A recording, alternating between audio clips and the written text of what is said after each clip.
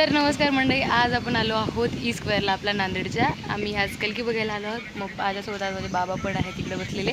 बघूया पिक्चर कसा आहे. इंटरव्हल नंतर चांगला आहे म्हणे मम्मी पिक्चर, त्याच्यामुळे आपण अगोदर बघूया कसं वाटते. चला, तिकीट तर आम्ही ऑनलाईन केलेलं आहे. आता आतमध्ये जाऊया, तुम्हाला ई स्क्वेअर पण दाखवतो मी नांदेडचं. तर आता आपण आलो आहोत आतमध्ये ई स्क्वेअरच्या आणि आपल्याला तिसऱ्या मजल्यावर जायला लागेल. तिसऱ्या मजल्यावर आहे स्क्वेअर आणि इथे मध्ये तुम्हाला मस्त डायलॉग्स वगैरे फेमस सेलिब्रिटीजचे आणि त्यांच्या पिक्चर्स दिसतील. आणि आता टाईम झाला होता पिक्चरचा, त्यामध्ये आम्ही आतमध्ये गेलो. तिकीट टाकून हे आहे आतमधला व्ह्यूज. थोडासा वेळ होता, 4 नंबरच्या स्क्रीनवर होती पिक्चर, त्यामुळे विचार केला चला थोडासा इथे ई स्क्वेअरच्या लोगोसोबत फोटोशूट वगैरे करावा. तर वेळ झालेली आहे पिक्चरची, 12:30चा टायमिंग होता. पिक्चर सुरू झालेला आहे, पण पिक्चर इंटरव्हलच्या अगोदर जसं सगळेजण म्हणले तसा साधारण म्हणजे चांगला आहे, असं नाही की बेकार आहे. एकदम चांगला प्रवास चेंज वगैरे चांगली आहे. इंटरव्हलच्या नंतरचा मात्र जो पिक्चर आहे तो खरंच खूप मस्त आहे. ॲनिमेशन्स वगैरे खूप मस्त दिलेलं आहे.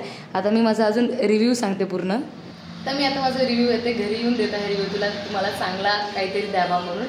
मेन म्हणजे माझी जे रेटिंग म्हणत असताल 5 पैकी 3.5 देते, कारण की स्टोरी एवढी दमदार नाही वाटली. कल्कीचा जो जन्म वगैरे आहे तो रिलेटेड आहे, पण अश्वत्थामा वगैरे थोडंसं जास्तच ॲनिमेशन दिलेलं आहे पिक्चरला, त्यामुळं तेवढा पिक्चर ॲनिमेटेड म्हणजे जे स्टोरी असायला पाहिजे तशी वाटली नाही स्टोरी.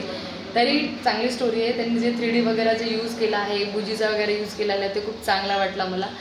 बाकी स्टोरी वगैरे ठीक आहे, तुम्ही पाहू शकता. एक टाईम पाहण्यासारखं पिक्चर आहे. असं रिटर्न बाहुबलीचा वगैरे जरी आज जरी पाहिला तरी अजून पाहावा वाटतो असा पिक्चर हा वाला तर नाही आहे. बाहुबली होता.